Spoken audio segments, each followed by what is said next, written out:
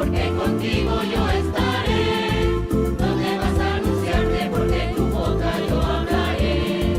Te cargo hoy mi pueblo para arrancar y derribar, para edificar, destruirás y plantarás. Tengo que gritar, tengo que arriesgar, ay de mí si no lo hago. ¿Cómo escapar de ti? ¿Cómo no hablar si tu voz me quema dentro? Tengo que andar, tengo que luchar. ¿Cómo están mis queridos hermanos? Les saluda su hermana en Cristo Jesús, Raquel Gómez, facilitadora de segundo nivel de doctrina de la escuela online.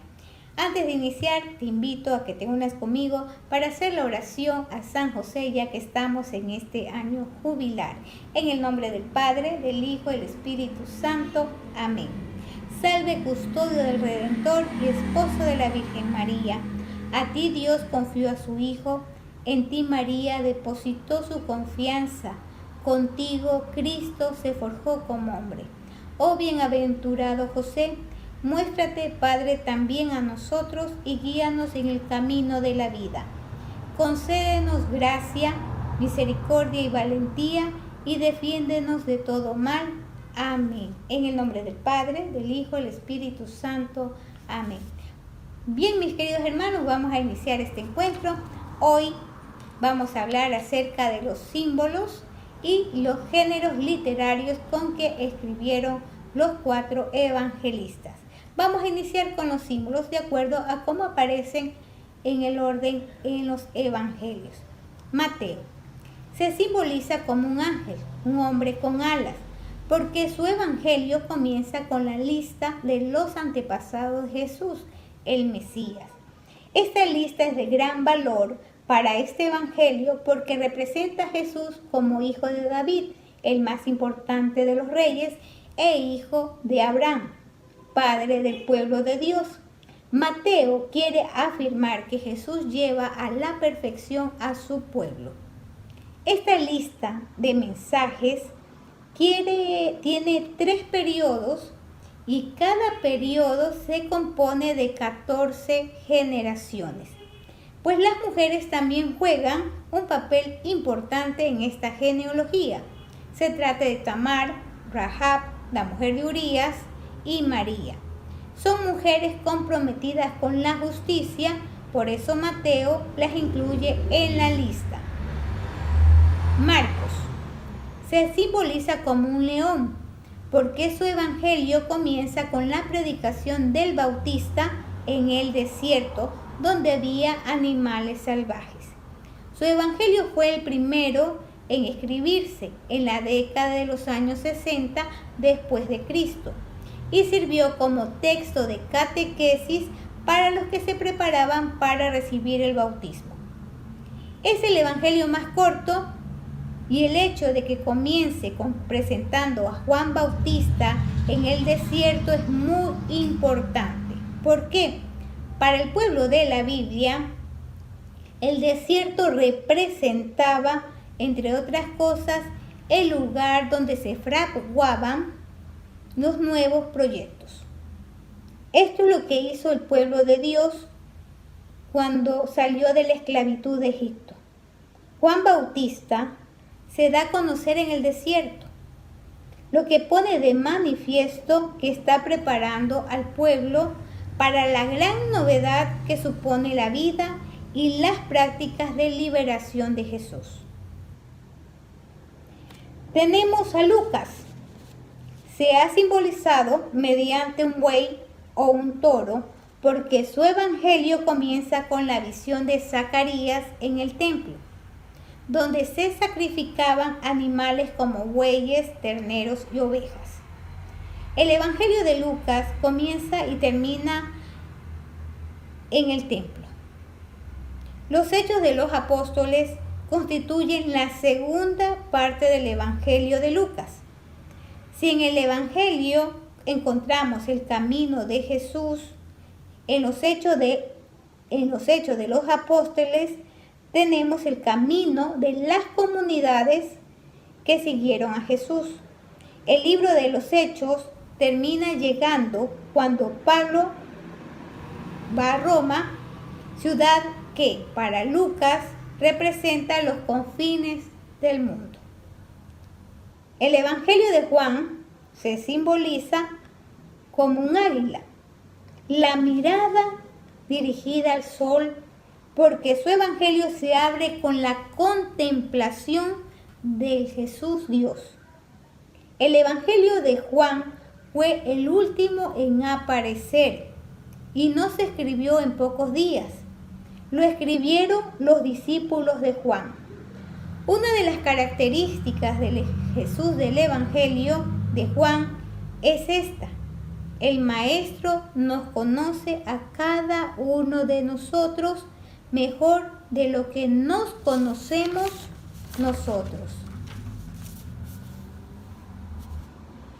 Poco más adelante dice Jesús, no necesitaba que le informásemos de nadie, pues Él conocía muy bien el interior del hombre. Juan 2:25. Los símbolos de los 4 evangelistas surgieron a partir de lo que dice el profeta Ezequías, capítulo 1, versículo 10, y también en Apocalipsis 4, 6, 10. Hay 4 vivientes con este aspecto, pero no se refieren a los evangelistas.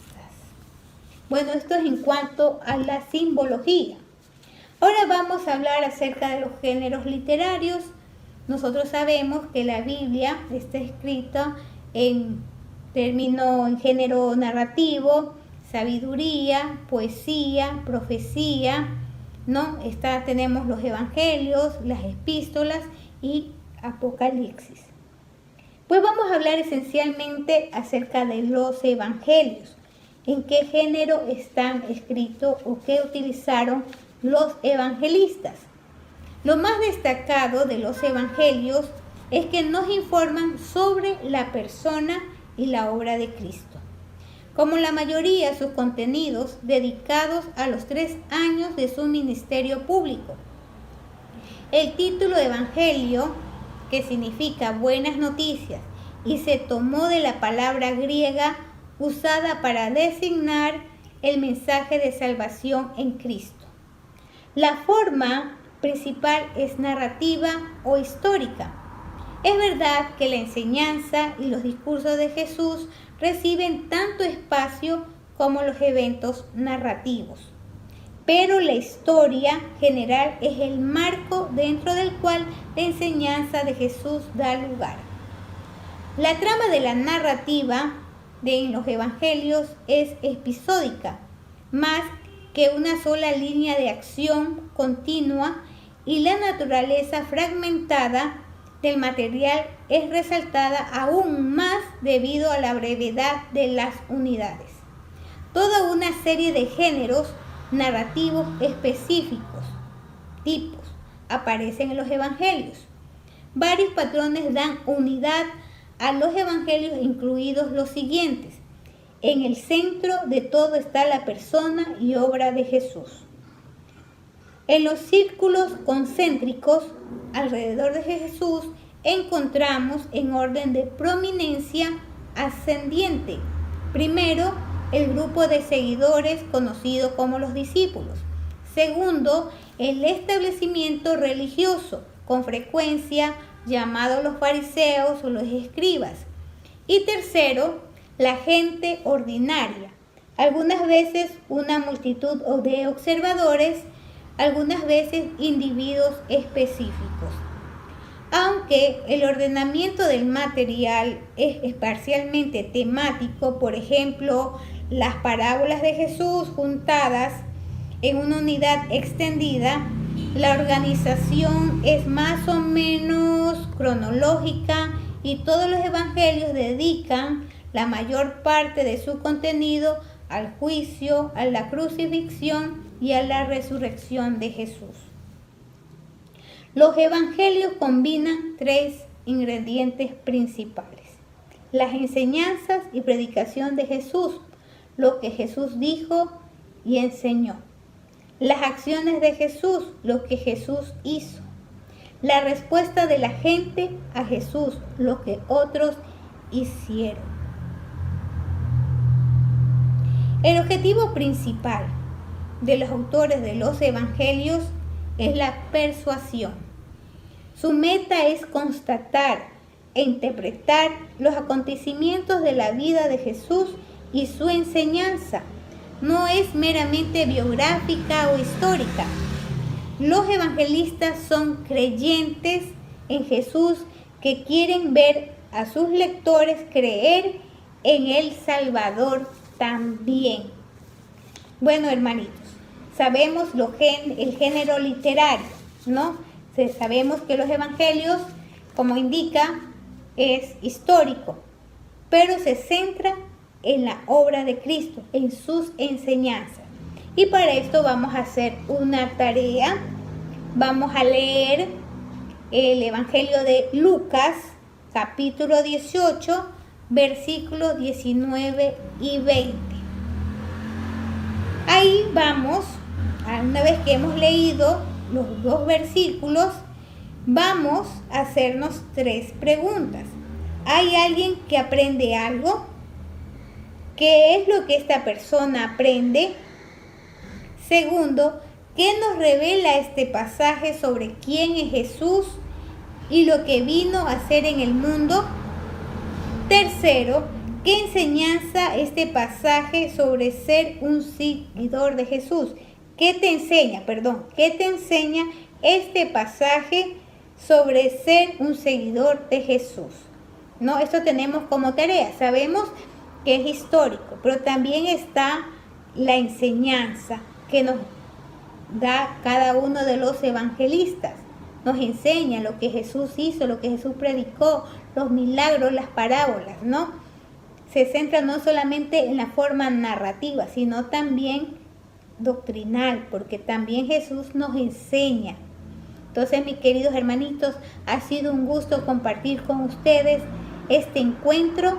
Recuerden que Jesús nos ama, ya nos estamos acercando a vivir esa pasión del Señor. Vivamos esta última semana de Cuaresma, confesémonos, estemos ahí dando gracias a Jesús por ese sacrificio y esperando la resurrección también de Él con esa esperanza. Vamos a ponernos bajo la presencia de nuestra Madre Santísima. Hoy me acompaña mi Madre querida en la vocación de la Inmaculada, pero vamos a hacer la oración a la Sagrada Virgen del Carmen, patrona de los retiristas. Entonces, en el nombre del Padre, del Hijo y del Espíritu Santo. Amén. Sagrada Virgen del Carmen, la muerte me está esperando, mas como soy tu devoto, no es muerte sino un regalo. Bajó la Virgen del Carmen al purgatorio, sacó un alma tan pecadora que de Dios alcanzó el perdón. Vino el sayón y le dijo: ¿cómo es posible, gran señora, que un alma tan pecadora haya alcanzado el perdón? Bajó el Señor y le dijo: quítate de aquí, maligno, quítate de aquí, sayón, que si es devoto de mi madre, faltar no le puedo yo. Quien rezar esta oración todos los días del año, sacará un alma de pena y la suya del pecado. Quien la sabe y no la reza, quien la escucha y no la aprende, el día de su muerte sabrá lo que esta oración contiene. En el nombre del Padre, del Hijo y del Espíritu Santo. Amén.